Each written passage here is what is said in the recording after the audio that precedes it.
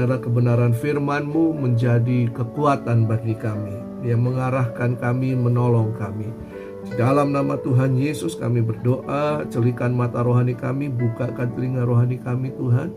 Kami taklukkan pikiran, perasaan kami, hati kami di bawah otoritas firman. Mari Roh Kudus berbicara kepada kami secara pribadi. Di dalam nama Tuhan Yesus Kristus. Haleluya. Amin. Ya, shalom Bapak Ibu Saudara yang dikasihi Tuhan, para pejuang Injil saya katakan ya. Sahabat orang sakit luar biasa. Dan saya sudah mengenal pelayanan ini hampir kurang lebih 10 tahun yang lalu ya. Waktu itu masih yang sekitar Singapura dan Malaysia. Tapi akhirnya masuk Indonesia dan saya percaya bahwa ini adalah hal yang luar biasa. Nah, jadi pelayanan ini saya percaya bukan pelayanan yang sembarangan. Amin. Ini pelayanan yang luar biasa, pelayanan garis depan. Dan sudah pasti banyak tantangan dan resiko. Dan saya percaya bahwa ketika kita ada di dalam pelayanan ini, Tuhan sudah memperlengkapi kita dan Tuhan akan menolong terus langkah-langkah kita. Oke, judul kebenaran firman Tuhan yang akan saya sampaikan pada pagi hari ini atau siang hari ini, apa yang kau lakukan tidak percuma. Ya, apa yang kau lakukan tidak percuma. Ya, nama saya sudah dikenal, ditulis di situ, Heinze Kopstan. Ya, saya pelayanan dalam tim pengembalaan di salah satu gereja di Makassar dan juga dosen. Ya, dan juga istri 1, anak 2. Anak saya yang pertama sudah masuk kuliah, anak yang kedua itu kelas 3 SMP, dua-duanya laki-laki. Nah, senang sekali bisa berkenalan dengan Bapak Ibu Saudara. Dan mari kita baca bersama-sama di dalam 1 Korintus 15 ayat 58. Tapi saya akan bacakan dalam terjemahan BIMK ya. 1 Korintus 15 ayat 58 dalam terjemahan BIMK mengatakan begini. Oleh sebab itu, saudara-saudara yang tercinta, hendaklah kalian kuat dan teguh, bekerjalah terus untuk Tuhan dengan sungguh-sungguh, sebab kalian mengetahui bahwa semua yang kalian kerjakan untuk Tuhan tidak akan percuma. Ya, sekali lagi saya akan bacakan. Oleh sebab itu, saudara-saudara yang tercinta, hendaklah kalian kuat dan teguh, bekerjalah terus untuk Tuhan dengan sungguh-sungguh, sebab kalian mengetahui bahwa semua yang kalian kerjakan untuk Tuhan tidak akan percuma. Puji Tuhan, saya tahu banyak orang Kristen di Makassar ini atau di Sulawesi Selatan ini yang banyak mengenakan status pelayanan, tetapi tidak semua mau terlibat di dalam pelayanan seperti ini. Ya, masing-masing bekerja menurut panggilannya. Ya, mungkin ada yang mencoba memasuki pelayanan ini, tetapi kemudian seiring waktu, ya yang bertahan itu ya bisa dihitung jari. Bagaimana Bu Lince ya? Nah, dan orang yang bertahan pada kesudahan itu akan mendapatkan upah. Dan kalau kita lihat di sini bahwa setiap orang percaya itu mempunyai tugas dan panggilannya sendiri yang telah dipercayakan oleh Tuhan ya, sebagai pemilik ladang atau kebun anggur. Jadi kita harus menemukan panggilan Tuhan yang kita harus jalani itu dalam baik secara pribadi maupun dalam lingkup korporat seperti pelayanan SOS ini.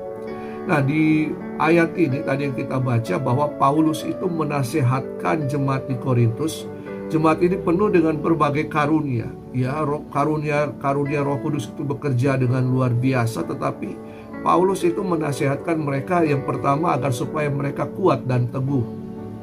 Mereka harus kuat dan teguh. Yang kedua, mereka harus bekerja untuk Tuhan dengan sungguh-sungguh. Ya, jadi ada dua hal di sini yang akan kita bahas. Yang pertama, kuat dan teguh. Yang kedua, bekerja untuk Tuhan dengan sungguh-sungguh sesuai nasihat Paulus kepada jemaat di Korintus. Nah, mari kita lihat satu-satu. Waktu saya tidak banyak, tapi saya percaya ini akan menjadi bekal bagi kita. Poin yang pertama adalah menjadi kuat dan teguh. Nah, Ujian akan membuktikan bahwa kita kuat dan teguh. Kekuatan dan keteguhan itu bukanlah hanya sekedar persoalan perasaan. Saya rasa, saya merasa kuat. Saya yakin saya menjadi kuat. Saya rasa perasaan, bukan seperti itu. Nanti akan ada ujiannya. Ujian ini yang akan menetapkan bahwa kita ini kuat atau teguh.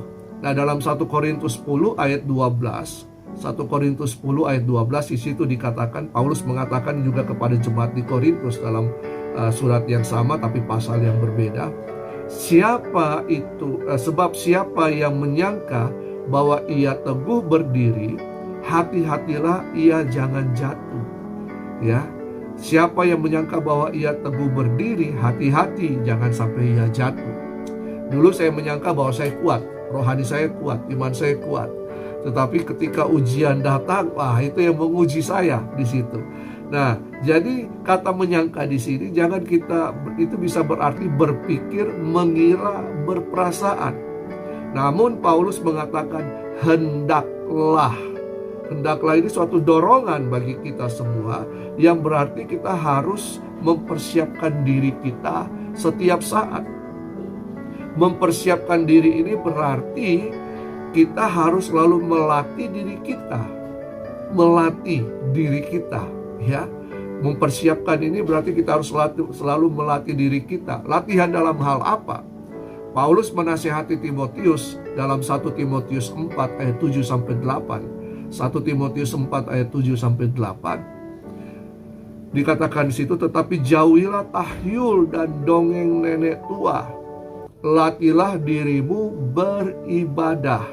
Latihan badani terbatas gunanya, tetapi ibadah itu berguna dalam segala hal, karena mengandung janji baik untuk hidup ini maupun untuk hidup yang akan datang. Seringkali kita maunya mendapatkan janji, tetapi Paulus mengatakan latih dulu diri kita, latih dulu ibadah kita.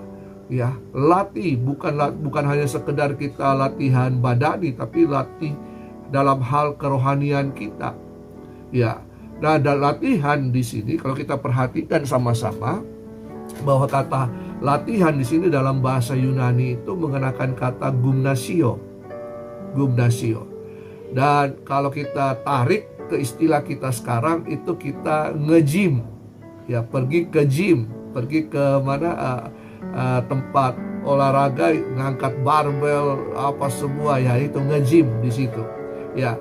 Namun yang Paulus maksudkan di sini bukan nge-gym secara jasmani saja untuk membentuk otot-otot tubuh, tetapi otot-otot rohani yang harus dibentuk, dilatih supaya menjadi kuat. Makanya tadi saya katakan bahwa kuat dan teguh itu perlu latihan. Iya. Dan apa yang menjadi menu latihan untuk rohani kita? Ya, ibadah, ya. Nah, kan pasti orang akan berkata, oh kalau ibadah kan saya selalu ikut persekutuan SOS itu ibadah, ikut pertemuan doa itu ibadah, ikut ibadah hari Minggu ya ibadah. Tetapi ya bahkan ada yang mengatakan bahkan saya terlibat dalam pelayanan. Namun coba lihat seiring waktu, itu semua adalah aktivitas-aktivitas gereja, ya. Nah, yang harus kita latih ini ibadah yang seperti apa? Oh, saya tiap hari ibadah, saya berdoa, saya baca Alkitab, itu ibadah. Ya, benar sekali, itu ibadah. Tetapi dalam porsi yang lain. Nah, ini dia, ya. Kita harus melatih otot-otot rohani kita supaya kuat, dan jika tidak kuat maka itu akan mengakibatkan apa? Burning out, kelelahan. Ya, makanya banyak kali kita berpikir saya rasa lelah, saya rasa capek.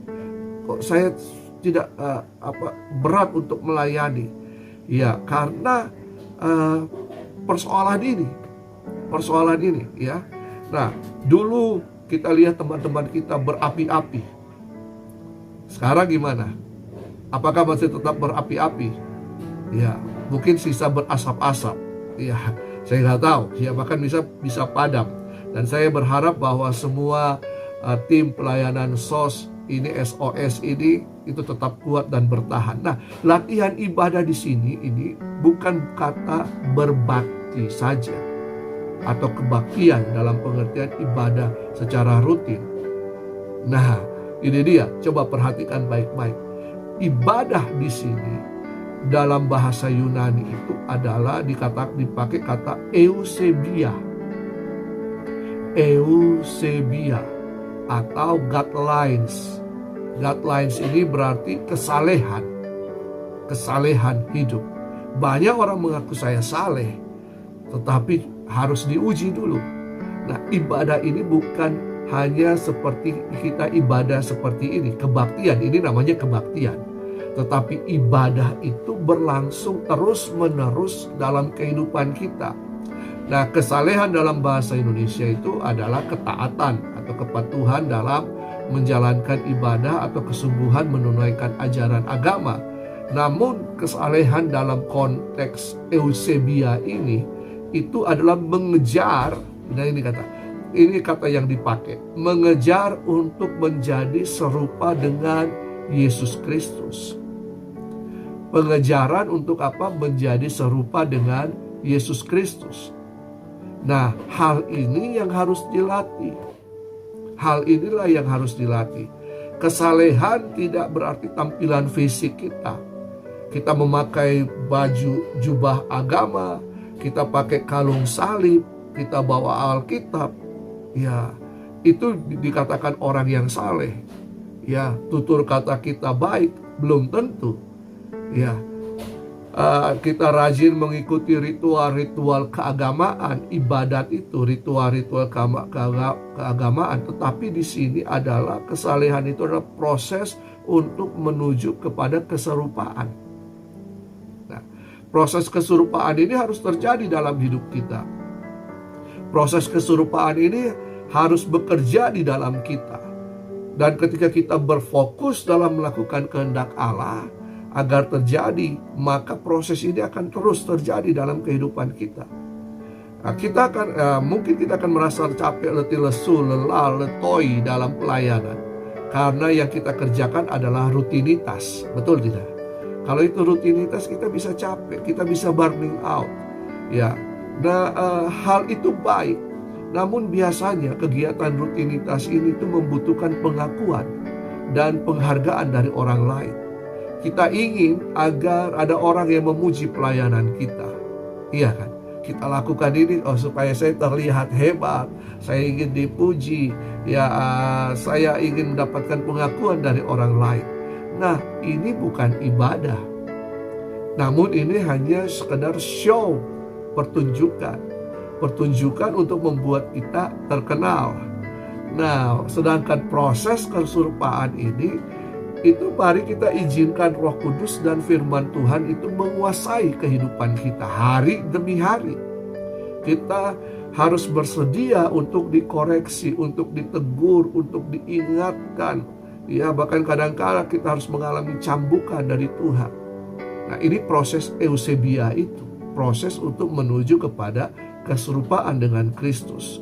Nah, kita memang sudah melayani. Puji Tuhan, itu hal yang luar biasa. Pelayanan merupakan suatu anugerah, penghargaan Tuhan kepada kita. Ya, kita bisa melayani, itu anugerah Tuhan. Namun pelayanan itu milik Tuhan. Ya, pelayanan merupakan sarana Tuhan. Nah, ini coba kita perhatikan di sini. Pelayanan itu merupakan sarana Tuhan agar setiap orang percaya bisa terlibat aktif untuk melakukan kehendaknya. Apa yang kita kejar? Melakukan kehendaknya di dalam pelayanan. Melakukan agenda sang pemilik pelayanan itu. Bukan agenda kita. Ya. Nah, coba kita lihat kenapa harus kita kejar ini. Sewaktu manusia diciptakan, dalam Kejadian 1 ayat 26, kita balik kitab Kejadian. Kejadian 1 ayat 26 mengatakan, berfirmanlah Allah, baiklah kita menjadikan manusia menurut apa?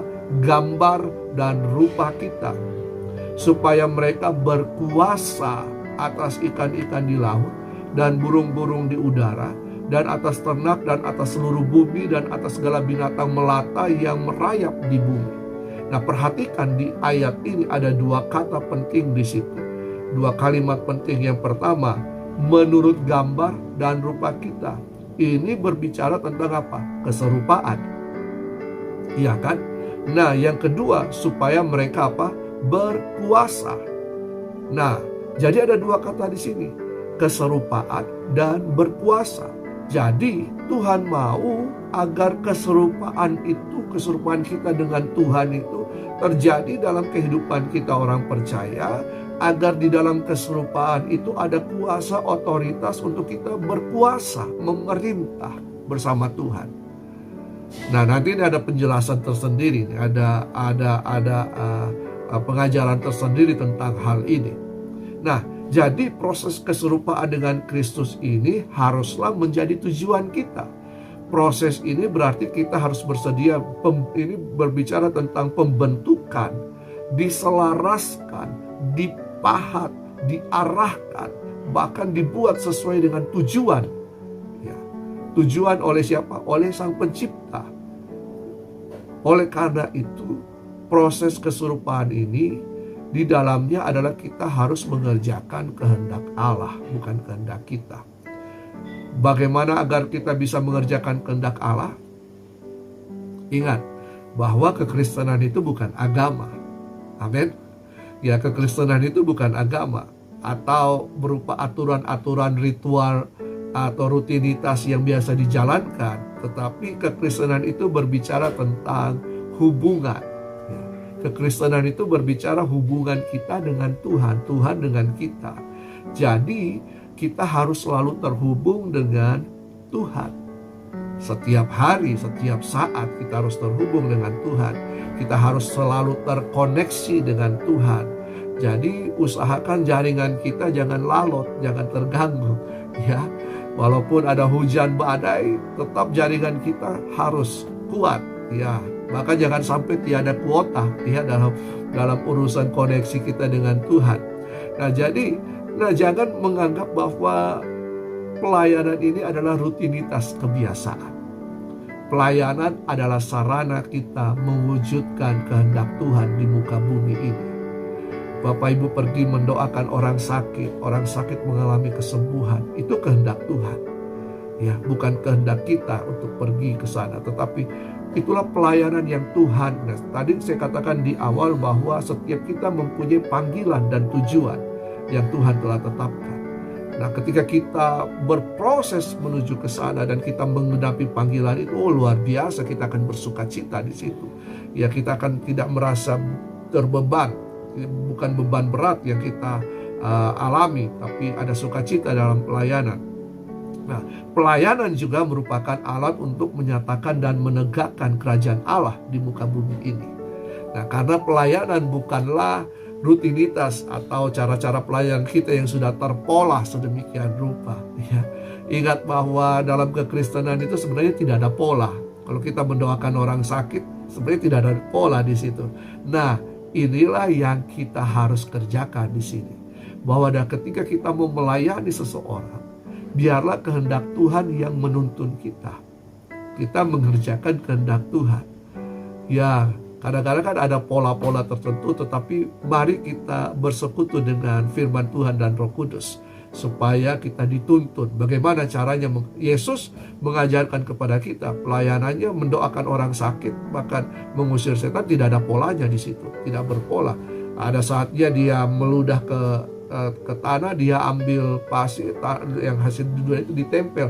Ada kalanya dia suruh hanya pergi, perlihatkan dirimu kepada para imam, dan macam-macam yang dilakukan. Iya kan? Nah, jadi kekristenan seperti itu. Ya, nah, kita harus selalu diperkuat di situ. Yang selalu menguatkan kita dalam pelayanan itu adalah firman Tuhan dan Roh Kudus. Kita bisa minum bermacam-macam multivitamin. Kita bisa berolahraga. Itu baik, namun itu semua hanya menyangkut jasmania saja. Gymnasio Eusebia itu menyangkut kehidupan rohani kita. Ini yang harus dilatih.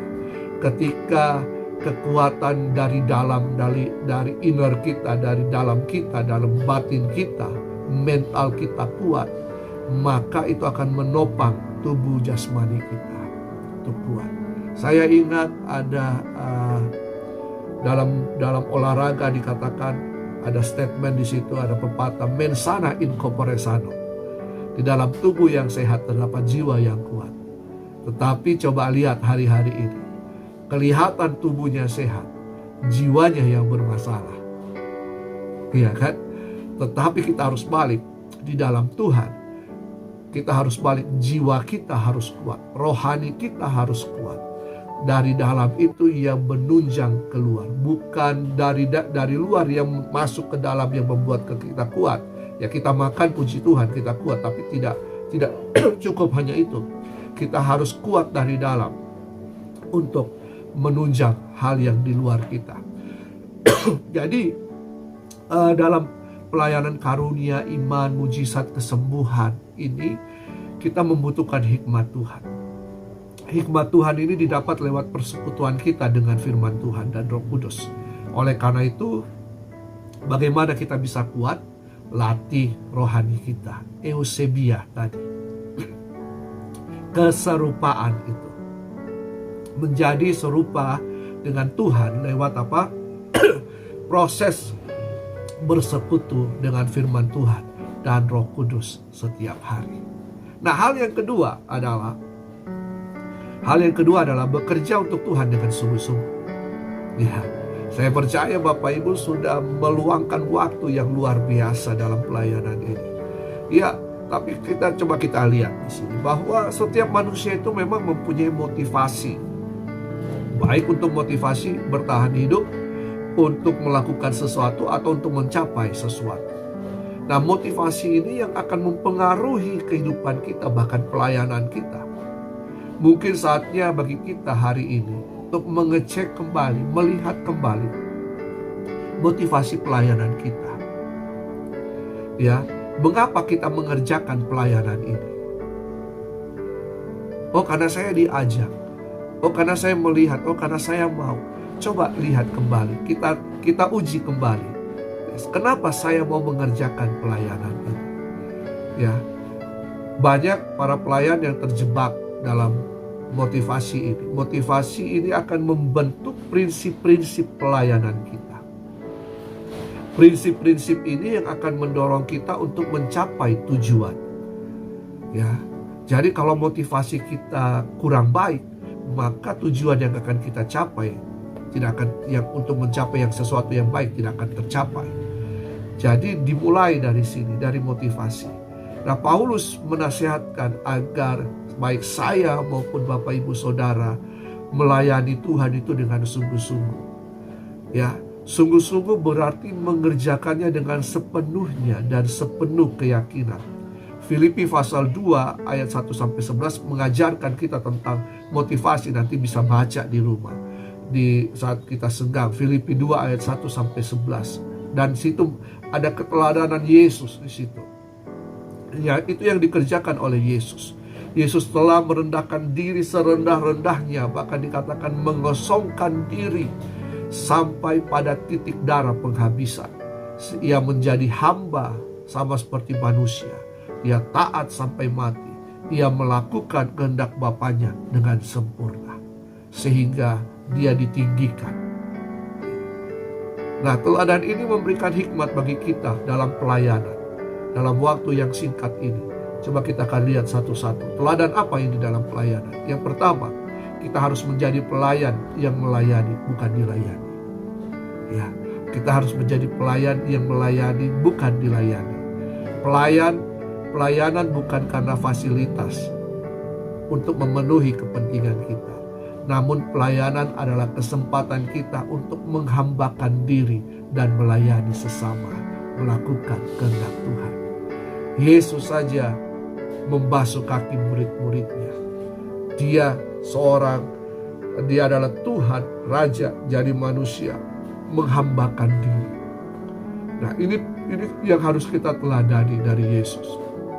Yang berikutnya adalah bukan aku bukan saya, aku ini yang ditonjolkan, namun Yesus Kristus yang seharusnya menjadi fokus dan pusat kita dalam pelayanan, bukan keakuan kita. Banyak pelayanan hancur karena ego yang dikedepankan, yang merasa kita harus membawa orang-orang yang kita layani bukan kepada saya, kepada aku, tetapi kepada Kristus. Karena itu kita mendorong orang-orang yang kita doakan untuk mereka beriman, percaya kepada Yesus. Ya. Ingat, pelayanan ini bukan milik kita, namun kita dipercayakan. Ini merupakan suatu kebanggaan, suatu kehormatan. Kita dipercayakan Tuhan untuk melayani Tuhan dan melayani sesama. Yang ketiga, saat kita melayani orang lain, sebenarnya kita sedang melayani Sang Raja. Haleluya. Ya, saat kita melayani orang lain, kita sebenarnya sedang melayani Sang Raja. Tuhan itu menghargai setiap pelayanan kita, walau manusia kadang-kadang tidak menghargai kita. Saya mengapresiasi para pelayan-pelayan di SOS. Mereka ke rumah sakit mendoakan, kadang-kadang ditolak. Ya, kadang-kadang harus kehujanan di jalan. Ya, tidak ada yang menghargai, tidak dapat PK makan mungkin ya. Tidak ada yang menghargai, tetapi Tuhan menghargainya. Jika kita kerjakan dengan kesungguhan, maka sebenarnya kita sedang menyembah Sang Raja. Pelayanan kita itu adalah ibadah. Itu merupakan proses untuk menjadi serupa dengan Yesus. Pelayanan kita adalah penyembahan kepada Sang Raja. Karena itu, kerjakan yang menjadi tugas dan tanggung jawab kita dengan penuh kesungguhan. Jangan kejar upah, tetapi kejarlah perkenanan Tuhan. Materi upah itu bonus. Kadang-kadang kita hanya kejar bonus, misalnya beli motor dapat payung, kita maunya dapat payung, padahal harusnya motor kan. Ya, kita jangan kejar bonus, kejar yang utama, perkenanan Tuhan.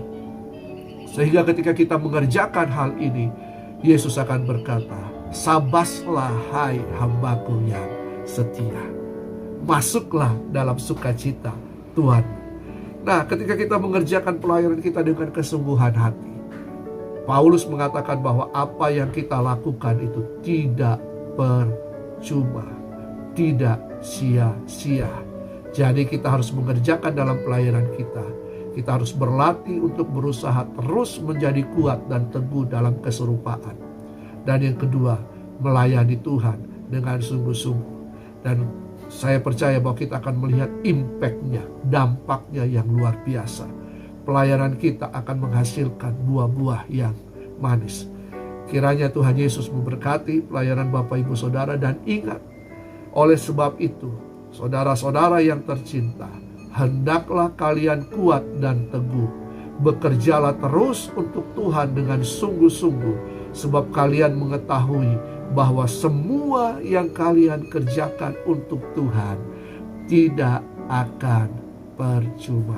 Tuhan Yesus memberkati. Mari kita berdoa, kami minta anugerah Tuhan. Kami bersyukur untuk kasih setia Tuhan. Biar firman Tuhan meneguhkan kami, menguatkan kami, menolong kami, untuk kami bisa berproses menjadi serupa dengan Kristus Yesus, seperti tujuan Tuhan menciptakan kami, Tuhan. Terima kasih Tuhan, biar kami mengerjakan pelayanan kami dengan penuh kesungguhan, karena rasa cinta kami, karena kami tahu Tuhan telah berkorban melayani kami terlebih dahulu. Kami melayani Tuhan dan melayani sesama, dan kami percaya bahwa apa yang kami kerjakan tidak sia-sia, tidak percuma, semuanya berkenan di mata Tuhan. Terima kasih Tuhan, kami percaya anugerah Tuhan melimpah atas kehidupan kami, atas semua yang kami kerjakan, dan nama-Mu dipermuliakan. Di dalam nama Tuhan Yesus. Haleluya. Amin. Saya kembalikan. Amin. Puji Tuhan.